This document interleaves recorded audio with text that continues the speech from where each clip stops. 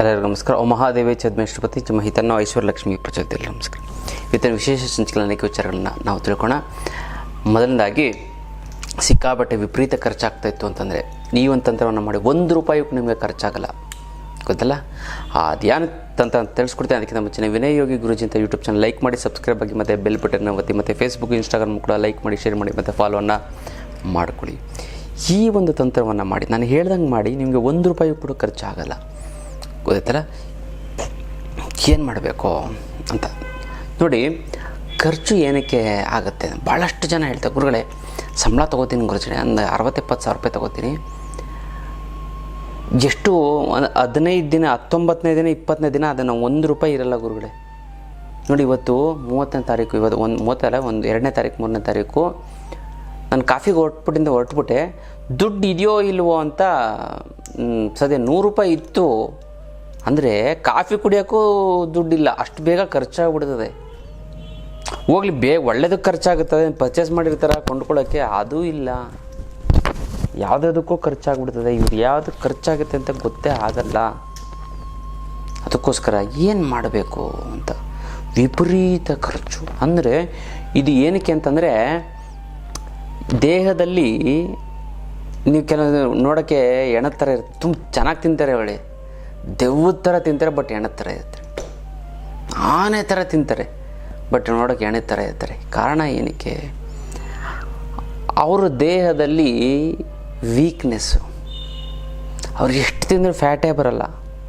Fat ಬೇಡ, ಆದರೆ ದೇಹಕ್ಕೆ ಅವಶ್ಯಕವಾಗಿರುವಂಥ ಒಂದು ಗುಡ್ ಫ್ಯಾಟ್, ಬ್ಯಾಡ್ ಫ್ಯಾಟ್ ಅಂತ ಇರುತ್ತೆ. ಗುಡ್ ಫ್ಯಾಟ್ ಇರಬೇಕು.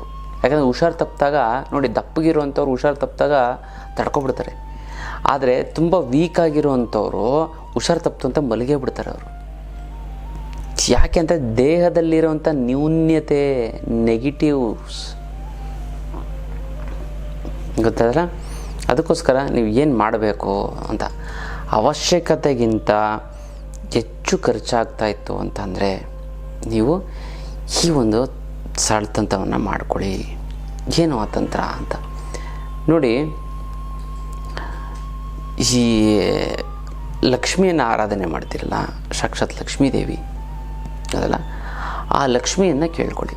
ನೀವು ಲಕ್ಷ್ಮಿಯನ್ನು ಸದಾ ನೀವೇನು ಮಾಡಬೇಕು ಅಂತಂದರೆ, ಧ್ಯಾನ ಸ್ಥಿತಿ, ನಿಮ್ಮ ಮನೆ ಗುರುಗಳನ್ನು, ಕುಲಗುರುಗಳನ್ನ ಅಥವಾ ಯಾವ್ದಾದ್ರು ಗುರುಗಳನ್ನು ನೆನೆಸ್ಕೊಂಡು, ಗುರು ಬೇರೆ ಅಲ್ಲ, ಲಕ್ಷ್ಮಿ ಬೇರೆ, ಎರಡೂ ಒಂದೇ. ಗುರುವಿನಲ್ಲಿ ಅಪಾರವಾದಂಥ ಒಂದು ಶಕ್ತಿ ಇರುತ್ತೆ. ನೀವು ಗುರುಗಳನ್ನು ಕರೆದ್ಬಿಟ್ಟು, ಕುಲಗುರುಗಳನ್ನು ಕರೆದ್ಬಿಟ್ಟು ಮನೆಗೊಂದು ಊಟಕ್ಕೆ ಹಾಕಿ ಅವ್ರು ಕಳಿಸ್ಬಿಡ್ತು ಅಂತಂದರೆ ಜೀವನ ಪಾವನ ಆಗುತ್ತೆ. ಆವಾಗ ನಿಮ್ಮ ಹುಟ್ಟುಹಬ್ಬದ ದಿನ ನಿಮ್ಮ ಮನೆ ಗುರುಗಳಿಗೆ ಪಾದೆ ಪೂಜೆ ಮಾಡ್ತಾರೆ. ಕೆಲವೊಂದರ ಇದನ್ನು ಉತ್ತರ ಕರ್ನಾಟಕದಲ್ಲಿ ಇನ್ನು ಬರಬೇಕಾಗಿರೋ ದುಡ್ಡು ಬರ್ತಾಯಿಲ್ಲ ಅಂದರೆ, ಕೊಡೋರಿಗೆ ಕೊಡೋಕ್ಕಾಗ್ತಾಯಿಲ್ಲ ಅಂದರೆ, ಸಿಕ್ಕಾಪಟ್ಟೆ ಸಾಲ ಆಗಿತ್ತು ಅಂದರೆ, ಗುರುಗಳೇ ದುಡ್ಡು ನೀರು ಥರ ಖರ್ಚಾಗ್ತಾಯಿದೆ ಗುರುಗಳೇ, ಏನು ಮಾಡೋದು ಅನ್ನೋದೇ ಗೊತ್ತಾಗ್ತಾಯಿಲ್ಲ ಅಂದರೆ, ಅದಕ್ಕೆಲ್ಲ ತಲೆನೇ ಕೆಡಿಸ್ಕೊಬಿಡಿ. ಇದಕ್ಕೆಲ್ಲ ಏಕೈಕ ರಾಮಬಾಣ ಅಂದರೆ ಅಷ್ಟಲಕ್ಷ್ಮಿ ಯಂತ್ರ. ಈ ಅಷ್ಟಲಕ್ಷ್ಮಿ ಯಂತ್ರ ಮನೆ ಇಟ್ಟಂತಂದರೆ ನಿಮ್ಮ ಹಣಕಾಸಿನ ಸಮಸ್ಯೆ ಸಂಪೂರ್ಣವಾಗಿ ನಿವಾರಣೆ ಆಗಿಬಿಡ್ತದೆ. ಸಾಲ ಪಟ್ಟಂತ ತೀರೋಗ್ಬಿಡ್ತದೆ. 6 ತಿಂಗಳು ವರ್ಷದಲ್ಲಿ ಅದು ಎಂಥದ್ದೇ ಕೋಟಿ ಸಾಲ ಇದ್ರೂ ಸಂಪೂರ್ಣವಾಗಿ ನಿವಾರಣೆ ಆಗಿಬಿಡ್ತದೆ. ಗೊತ್ತಲ್ಲ? ಇದು ಅದ್ಭುತವಾದಂಥ ಒಂದು ಯಂತ್ರ. ಈ ಯಂತ್ರವನ್ನು ನಿಮ್ಮ ಮನೇಲಿ ಪ್ರತಿಷ್ಠಾಪನೆ ಮಾಡಿದ್ದೆ ಆಯಿತು ಅಂತಂದರೆ ನಿಮಗೆ ಸಾಕ್ಷಾತ್ ಲಕ್ಷ್ಮೀ ದೇವಿನ ಮನೇಲಿ ನಡೆಸ್ತಾ ಹಾಗೆ. ಇದಕ್ಕೆ ಮುಟ್ಟು ಕಟ್ಟು ಚಟ್ಟು ಮಡಿ ಮೇಲಿಗೆ ಸುತ್ತಕ ಗಿತ್ಕ ವೆಜ್ಜು ನಾನ್ ವೆಜ್ ಜಾತಿ ಗೀತಿ ದಿಕ್ಕು ಗಿಕ್ಕು ಆ ಥರದ್ದೇನೂ ಇಲ್ಲ. ಇಟ್ಟರೆ ಸಾಕು ಕೆಲಸ ಆಗುತ್ತೆ. ದೇವ್ರ ಮಲ್ಲಾರು ಇಡ್ಬೋದು, ಬೀರಿನಲ್ಲಾರು ಇಡ್ಬೋದು. ಪ್ರತಿದಿನ ಪೂಜೆ ಮಾಡಲೇಬೇಕು ಅಂತ ಏನಿಲ್ಲ. ಪೂಜೆ ಮಾಡಲಿಲ್ಲ ಅಂತಂದು ಕೂಡ ನಡೀತಿದೆ. ಅದ್ಭುತವಾದಂಥ ಒಂದು ಯಂತ್ರ. ಇದು ಕರ್ಮ ಕಳೆದಿದ್ರೆ ಮಾತ್ರ ಇದನ್ನು ತೊಗೊಳೋದಕ್ಕಾಗೋದು. ಖಂಡಿತವಾಗ್ಲೂ ನಿಮ್ಮ ಮನೆಯಲ್ಲಿ ಅಷ್ಟಲಕ್ಷ್ಮಿ ಯಂತ್ರ ಇತ್ತು ಅಂತಂದರೆ ಜೀವನದಲ್ಲಿ ಒಮ್ಮೆ ಅಷ್ಟಲಕ್ಷ್ಮಿ ಯಂತ್ರ ತೆಗೆದುಕೊಳ್ಳಿ, ನಿಮ್ಮ ಎಲ್ಲ ಸಂಪೂರ್ಣವಾದಂಥ ಒಂದು ಸಮಸ್ಯೆಗಳು ಬಗೆಹರಿದು ಹೋಗ್ಬಿಡ್ತದೆ. ಅಲ್ಲ, ಇದು ವಿಶೇಷವಾದಂಥ ಒಂದು ಇದು ಯಂತ್ರ ಮಾಡ್ಕೊಳ್ಳಿ, ತುಂಬ ಚೆನ್ನಾಗಾಗುತ್ತೆ, ಒಳ್ಳೆಯದು ಆಗ್ತಾ ಬರುತ್ತೆ. ಮತ್ತು ವಿಶೇಷವಾಗಿ ಪುಣ್ಯಕ್ಷೇತ್ರ ದರ್ಶನ ಪ್ರತಿ ತಿಂಗಳು ವಿಶೇಷವಾದಂಥ ಒಂದು ಪುಣ್ಯಕ್ಷೇತ್ರ ದರ್ಶನ ಇರುತ್ತೆ. ನಾವು ಸ್ವತಃ ಒಂದು ಆಧ್ಯಾತ್ಮ ಪಯಣ ಅಂತ ಮಾಡ್ತಾಯಿದ್ವಿ. ಮುಂದಿನ ತಿಂಗಳು ಕೇರಳಕ್ಕೆ ಹೋಗ್ತಾಯಿದ್ದೀವಿ. ಅದೇ ಮುಂದಿನ ತಿಂಗಳು ಕಾಮಾಖ್ಯಗೆ ಹೋಗ್ತಾಯಿದ್ದೀವಿ. ಮತ್ತು ಪೂರಿ ಜಗನ್ನಾಥ ಒಂದು ಯಾತ್ರೆಗೆ ಹೋಗ್ತಾಯಿದ್ದೀವಿ. ಆ ಒಂದು ಪುಣ್ಯಕ್ಷೇತ್ರದ ಒಂದು ದರ್ಶನವನ್ನು ಮಾಡ್ಕೊಳ್ಳಿ, ನಿಮ್ಮ ಜನ್ಮ ಪಾವನ ಆಗ್ಬಿಡ್ತದೆ. ಗೊತ್ತಲ್ಲ? ಅತ್ಯಂತ ಕಡಿಮೆ ಖರ್ಚಿನಲ್ಲಿ, ಅದು ಫ್ಲೈಟಲ್ಲಿ ಹೋಗಿ ಫ್ಲೈಟಲ್ಲಿ ಬರುವಂಥದ್ದು. ಊಟ ತಿಂಡಿ ವ್ಯವಸ್ಥೆ ಪ್ರತಿಯೊಂದು ನಮ್ಮದೇ ಇರುತ್ತೆ, ನಮ್ಮ ಒಂದು ಟ್ರಸ್ಟ್ ವತಿಯಿಂದ ಇರುತ್ತೆ. ಆ ಆಧ್ಯಾತ್ಮ ಪಯಣಕ್ಕೆ ನೀವೆಲ್ಲ ಭಾಗಿಯಾಗಿ ಹೆಚ್ಚಿನ ಮಾಹಿತಿಗೆ ಕೆಳಗಡೆ ಕೊಟ್ಟಿರೋಂಥ ಒಂದು ಫೋನ್ ನಂಬರ್ಗೆ ನೀವು ಫೋನ್ ಮಾಡಿ. ನಿಮ್ಮದು ಎಲ್ಲ ರೀತಿಯಂಥ ಒಂದು ಸಂಪೂರ್ಣ ಜವಾಬ್ದಾರಿ ನಮ್ಮದು. ಹಣಕಾಸಿನ ಸಮಸ್ಯೆಗೆ, ಅಷ್ಟಲಕ್ಷ್ಮಿ ಯಂತ್ರ ಜೀವನದಲ್ಲಿ ಸಂತೋಷವಾಗಿರೋದಕ್ಕೆ ಆಧ್ಯಾತ್ಮ ಪಯಣ, ಭಗವತ್ ಚಿಂತನೆ ಮತ್ತು ಭಗವಂತನ ಒಂದು ದರ್ಶನ ಗೊತ್ತಲ್ಲ. ಇದು ವಿಶೇಷವಂತ ಒಂದು ವಿಚಾರ. ತುಂಬ ಗುರುಗಳ ಕಂಡು ತುಂಬ ಪ್ರೀತಿ ಇದೆ, ಅಪಾರವಾದಂಥ ಗೌರವ. ಅವರು ಅಜ್ಜವರು ಅಂತಾರೆ, ತಾತ ಅಂತಾರೆ, ಗುರುಗಳನ್ನು ಸ್ವಾಮೀಜಿ ಅಂತಾರೆ, ಸ್ವಾಮಿ ಅಂತಾರೆ, ಗುರುಜಿ ಅಂತಾರೆ. ಅವ್ರಿಗೆ ಅದು ಅವರು ಪ್ರೀತಿ. ಅವ್ರಿಗೆ ದೇವ್ರು ಬೇರೆ ಇಲ್ಲ, ಗುರುಗಳು ಬೇರೆ ಇಲ್ಲ, ಎರಡು ಒಂದೇ ಅವ್ರಿಗೆ. ಅಂದರೆ ಅದೇ ರೀತಿ ಗುರುವಿನ ಒಂದು ಸಾಕ್ಷಾತ್ಕಾರ ಆಗುತ್ತೆ, ಮತ್ತು ಗುರುವಿನ ಒಂದು ಬರ ಬರುತ್ತೆ. ಅವ್ರಿಗೆ ಯಾವಾಗಲೂ ಆಧ್ಯಾತ್ಮದಲ್ಲಿರ್ತಾರೆ. ಯಾವಾಗಲೂ ಅವ್ರು ಏನೇನು ಸಮಸ್ಯೆ ಬಂದು ಗುರುಗಳ ಆಶೀರ್ವಾದ ತಗೊಬಂದ್ಬಿಡ್ತು ಅಂದರೆ ಅವ್ರ ಪ್ರಾಬ್ಲಮ್ ಸಾಲ್ವ್ ಆಗಿಬಿಡ್ತದೆ. ಅವ್ರು ಯಾರು ಕುಲಗುರುಗಳಿರ್ತಾರೆ ಅಂದರೆ ಕುಲಗುರುಗಳು ಅನ್ನೋ ಸ್ವಾಮೀಜಿನೋ ಅಥವಾ ಅದು ಮಠದ್ದು ಇದು ಅದು ಅವ್ರಿಗೆ ಬಿಟ್ಟಿದ್ದು, ಅದು ಅವರು ಅದು ಗುರುಗಳಿಗೆ ಹೋಗ್ಬಿಟ್ಟು ಅವ್ರ ಆಶೀರ್ವಾದ ತಗೋಬತ್ತು ಅಂತಂದರೆ ಪ್ರಾಬ್ಲಮ್ ಸಾಲ್ವ್. ಈಗ ನನ್ನ ಹತ್ರ ಎಷ್ಟೊಂದು ಜನ ಬರ್ತಾರೆ, ಸುಮ್ಮನೆ ಗುರುಗಳೇ ಏನು ವಿಚಾರ ಏನಾರು ಇದ್ದರೆ ಹೇಳಿ ಅಂತಾರೆ. ಇಲ್ಲ ಗುರು, ನಿಮ್ಮ ಆಶೀರ್ವಾದ ತಗೊಂಡು ಹೋಗಿ ಬಂದೆ ಅಂತ ಆಶೀರ್ವಾದ ತಗೋತಾರೆ. ನಾನು ಏನೊಂದು ವಸ್ತು ಕೊಡ್ತೀವಿ, ವಿಭೂತಿನೋ ಕುಂಕುಮನೋ ಏನೋ, ಪ್ರಾಬ್ಲಮ್ ಸಾಲ್ವ್ ಆಗಿಬಿಟ್ಟಿರ್ತದೆ. ಗೊತ್ತಾಯ್ತಲ್ಲ, ಗುರುವಿನ ಒಂದು ಶಕ್ತಿ ಆ ಥರ ಇರುತ್ತೆ.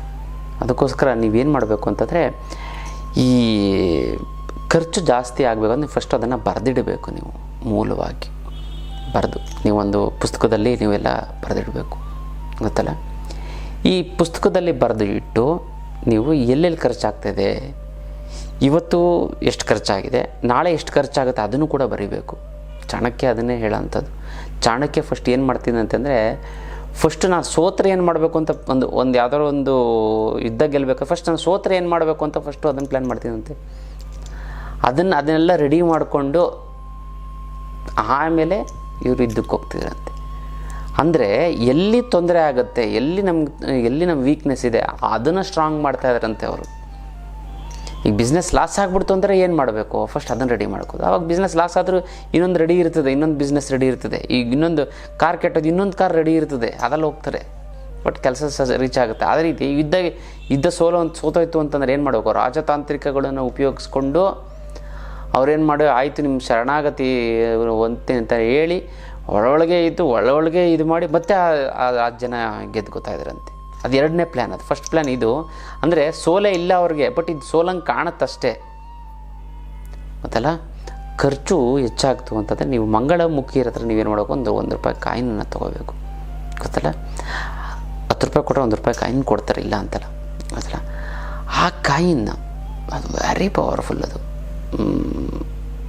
ಅದನ್ನು ನೀವೇನು ಮಾಡಬೇಕು ಅಂತಂದರೆ, ಈ ಅಷ್ಟಲಕ್ಷ್ಮಿ ಯಂತ್ರ ಅಥವಾ ಯಂತ್ರ ನಾವು ಕೊಡ್ತೀವಲ್ಲ ಅಷ್ಟಲಕ್ಷ್ಮಿ ಯಂತ್ರ, ಆ ಅಷ್ಟಲಕ್ಷ್ಮಿ ಯಂತ್ರದ ಕೆಳಗಡೆ 6 ಶುಕ್ರವಾರ ಅದನ್ನಿಟ್ಟು ಪೂಜೆ ಮಾಡಬೇಕು. ಅದರ ಪ್ರಭಾವ ಬೀರುತ್ತೆ. ಅದು ಒಂದು ಕಾಯಿನನ್ನು ತಗೊಂಡು ನೀವು ಜೋಬಲ್ಲಿ ಇಟ್ಕೊಬಿಡ್ತು ಅಂತಂದರೆ ನೀವು ಬೇಕು ಅಂತಂದ್ರೂ ಖರ್ಚಾಗಲ್ಲ. ದುಡ್ಡು ಇದ್ದರೂ ಕೂಡ ನೀವು ಖರ್ಚು ಮಾಡೋಕ್ಕೆ ಮನಸ್ಸು ಬರಲ್ಲ, ಖರ್ಚಾಗಲ್ಲ. ಅವಶ್ಯಕತೆ ಅನಿವಾರ್ಯತೆಗೆ ಮಾತ್ರ ಖರ್ಚು ಮಾಡ್ತೀವಿ, ಅದು ಕಡಿಮೆ ಖರ್ಚು. ಇನ್ನೂ ಜೋಬಲ್ಲಿ ಒಂದು ತಿಂಗಳು ಸಂಬಳ ನಿಮ್ದು 2 ತಿಂಗಳಾದರೂ ಉಳಿಯುತ್ತೆ. ಬೇಕಾದ್ರೆ ಚಾಲೆಂಜ್ ಮಾಡಿ ನೋಡಿ ಗೊತ್ತಲ್ಲ. ಆ ಒಂದು ಇದು ವೆರಿ ಪವರ್ಫುಲ್ಲು, ಇದು ಹಂಗಾಗತ್ತೆ. ಮತ್ತು ನಾನು ಅವರು ಕೊಟ್ಟಿರುವಂಥ ಒಂದು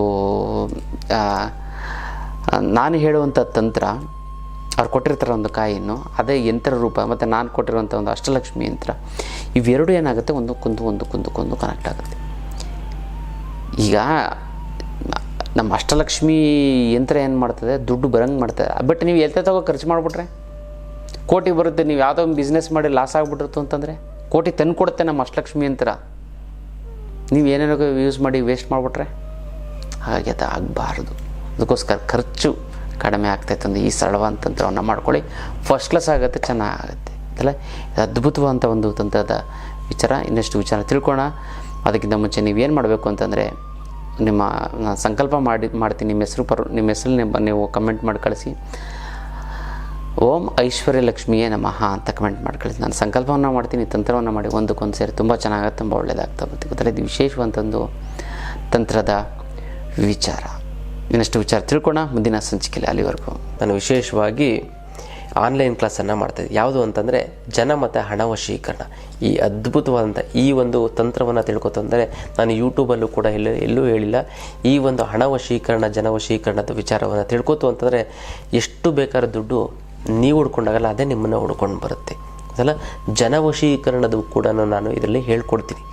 ಕೇವಲ ಪ್ರತಿನಿತ್ಯ 5 ನಿಮಿಷ ಈ ಒಂದು ಮಂತ್ರವನ್ನು, ನಾನು ಹೇಳುವಂಥ ಮಂತ್ರವನ್ನು 5 ನಿಮಿಷ ನಾನು ಹೇಳುವಂಥ ತಂತ್ರಕ್ಕೆ ನೀವು ಗಮನ ಕೊಡ್ತು ಅಂದರೆ ಸಾಕು, ನೀವು ಕೋಟ್ಯಾಧೀಶ್ವರರಾಗ್ತೀರ ಅಂತಲ್ಲ. ಅದನ್ನು ಪ್ರಾಕ್ಟಿಕಲ್ಲಾಗಿ ನಿಮ್ಮಾಗಿ ನೀವೇ ಮಾಡ್ಕೊಳ್ಳೋಂಥ ಒಂದು ಅದ್ಭುತವಾದಂಥ ಒಂದು ಶಕ್ತಿಯನ್ನು ನಾನು ನಿಮಗೆ ಕೊಡ್ತಾ ಹೋಗ್ತೀನಿ.